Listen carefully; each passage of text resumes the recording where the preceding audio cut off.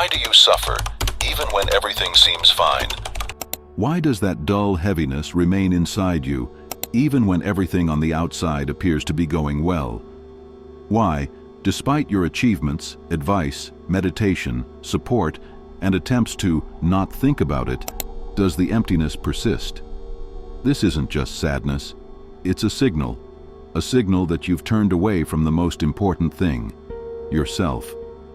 People tend to believe that pain comes from the outside, from societal pressure, lack of money, absence of love or recognition. But the truth is different.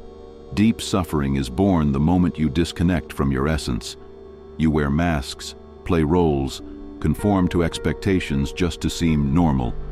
But in doing so, you lose your core, and the soul starts sending signals through anxiety, insomnia, irritation, apathy. These aren't malfunctions, they're your soul's alarm system. Think of Friedrich Nietzsche. He said, "He who has a why to live can bear almost any how." But what if you don't even know why you're living? If instead of purpose, you've only learned to survive? Suffering isn't a mistake, it's a mirror. It shows how far you've drifted from your true self, and the longer you ignore it, the louder the signals will become. Look at people who achieved everything externally but collapsed internally. Hemingway, Robin Williams, Van Gogh. The world saw them as geniuses, but they couldn't bear the abyss within. Their pain didn't come from the world, it lived inside, unacknowledged and unresolved.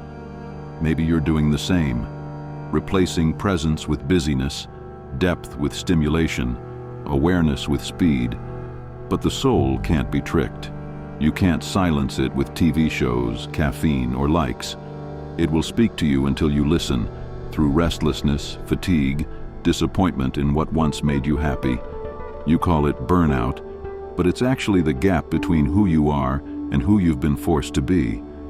But here's what matters. Pain isn't your enemy. It's a signal. It doesn't come to destroy, it comes to guide you home, like thirst in a desert calling for water. Carl Jung said, "Until you make the unconscious conscious, it will direct your life and you will call it fate." This isn't fate, this is you. You've simply forgotten who you are. And that forgetting is the root of suffering. This story isn't a guide to happiness, it's an invitation to look at what you're afraid to face. In the next part, you'll discover why the part of you that you reject the most is actually the key to your healing. We'll explore the shadow, the dark region of the psyche that Jung spoke of, and you'll see, as long as you hide it, you are hiding yourself. You can keep blaming circumstances, people, your childhood, the economy, your parents, your exes, the system, and you wouldn't be alone. The world is full of people raised to follow someone else's script, then spending their entire lives trying to understand why they suffer, even when everything seems fine. But the real reason runs deeper. It's not about what was done to you, it's about what you did to yourself in order to survive. At some point, you chose, this part of me is acceptable, this one isn't. This emotion is allowed, this one must be suppressed. You became the censor of your own soul, out of fear, out of the need to be accepted, out of survival. And that's how your shadow was born, the part of you didn't want to see, but that never disappeared. It simply sank deeper. Carl Jung defined the shadow as everything we repress: anger, jealousy, lust, fear, weakness, vanity, aggression, greed, suppressed sexuality, unacknowledged ambition. Everything improper, unacceptable, ugly. You push it out of your awareness, but it doesn't die. It begins to live in the dark, out of your control, but within your psyche. And here's the paradox. The more you deny your shadow, the more it governs you. Through bursts of rage, through self-sabotage, through those inner conflicts you can't explain. Think of the times you lashed out at someone close for no reason, the relationships you destroyed even though they mattered, the opportunities you walked away from after waiting for them for years. The times you said yes when everything in you screamed no. None of that was random. That was your shadow acting. You see, it's not evil. It's forgotten. It's the part of you that you rejected, but that still lives within. And while you keep fighting symptoms, it keeps operating. Quietly, subtly, destructively. Take Vincent van Gogh, for example, a genius, a visionary artist ahead of his time. His paintings are now worth millions, but during his life, he sold almost none. He struggled with inner demons no one could see. His shadow emerged through rage, isolation, a desperate desire to be understood. He couldn't cope. Not because he was weak, but because he was left alone with what terrified him.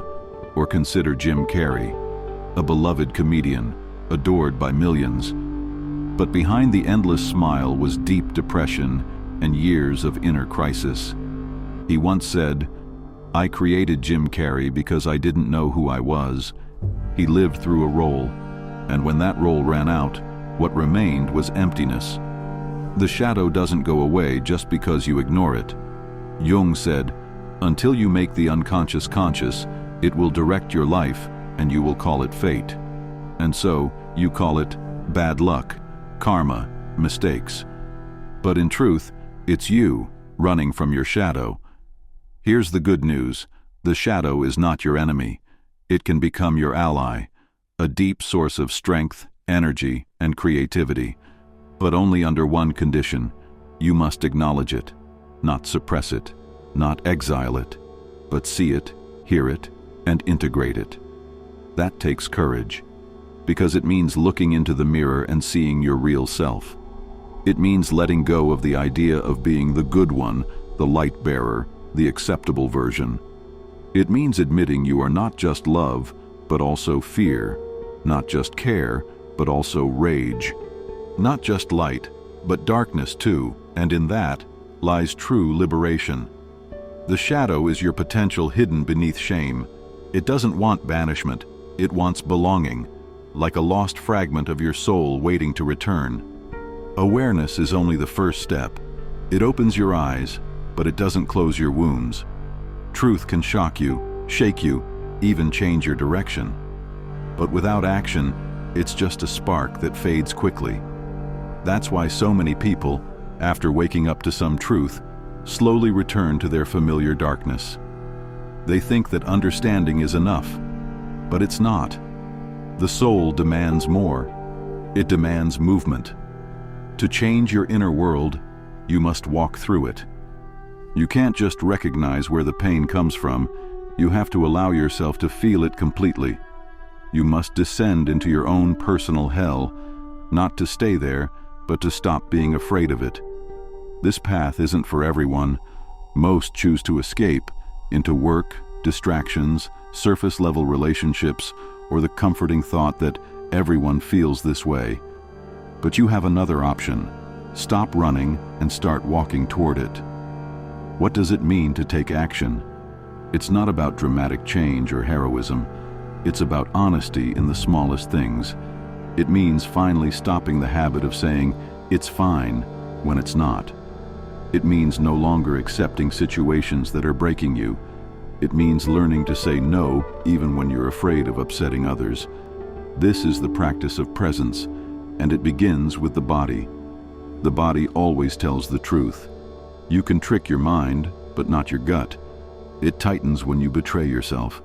Your chest gets heavy when you stay in a harmful relationship.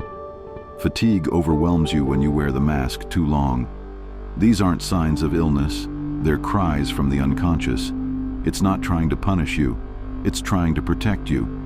One of the most powerful tools you can use is deep writing, not to be poetic, but to be raw.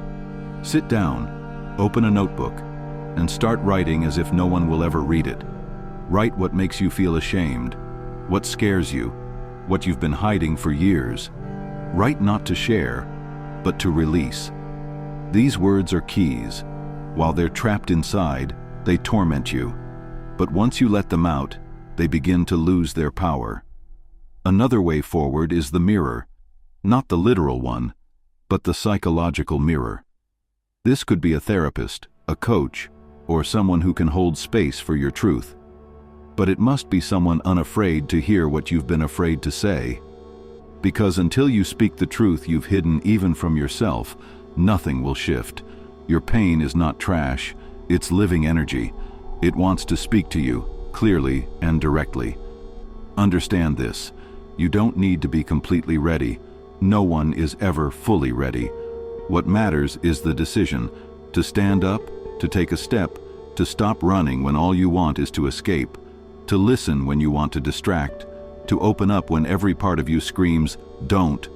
That is where healing begins, not in new techniques, but in old truths. Look at Carl Jung. He didn't just write about the shadow, he faced it every day. He kept journals, recorded dreams, created symbols, spoke with his unconscious as if it were a living being. He went deep, not knowing where the path would lead. And because of that, he didn't leave behind a theory. He left a map for returning to the self. You can walk this path too, slowly, without rushing, without chasing fast results, with attention, with silence. Every emotional trigger is not a threat, it's a message. Every repeating pattern is not random, it's a lesson. Everything inside you already knows the way. All that's left is to stop getting in your own way. You're tired of fighting. You've faced your crises, peeled off your masks, stared into the shadow, started listening to your body, and writing truths you once feared to even think. But one thing still lingers. The pain hasn't left. It doesn't vanish overnight, no matter how much work you've done. And this is where many people break. They think, something's wrong with me. Maybe I'm beyond repair. But in truth, this is a turning point. Because now you're ready for the most important realization. Your pain has a purpose. Most people spend their entire lives trying to eliminate pain.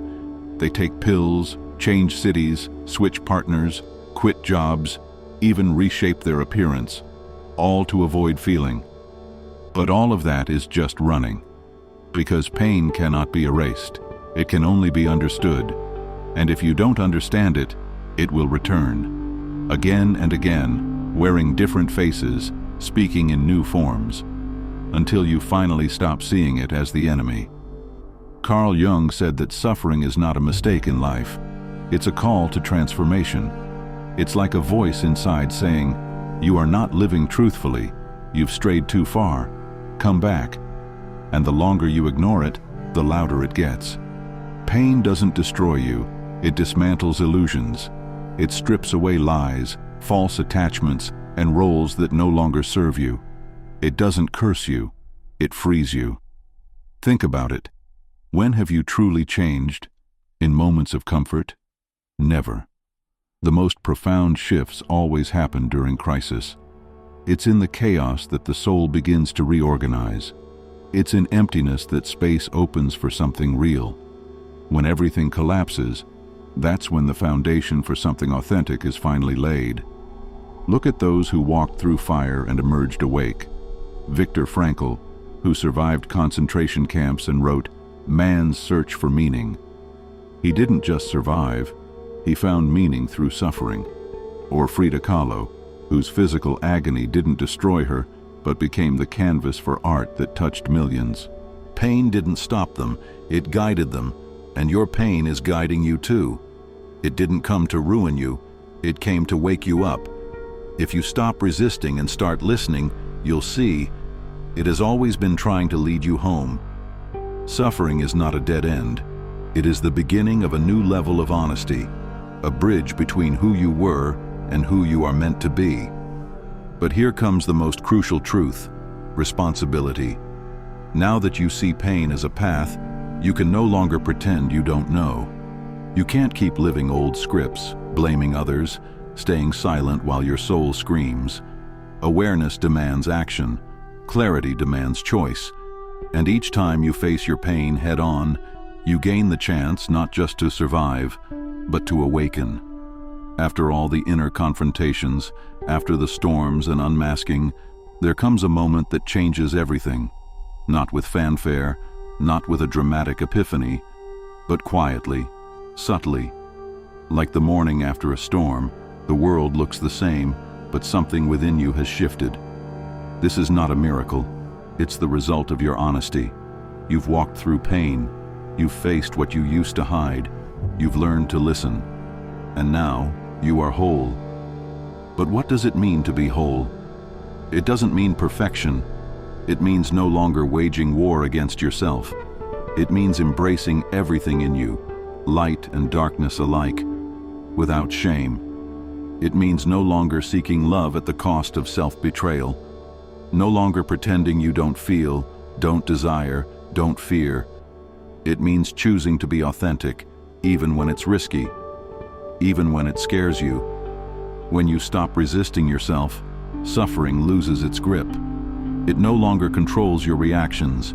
It becomes power. You're no longer dependent on others' approval. You don't cling to the past out of fear of being alone. You don't settle for less because you're no longer in survival mode. You choose to live, not for roles, not for expectations, but for yourself. Now you see, every crisis, every loss, every "why is this happening to me?" was a step toward your true self. None of it broke you, it revealed you. You didn't become someone else. You stopped betraying who you've always been.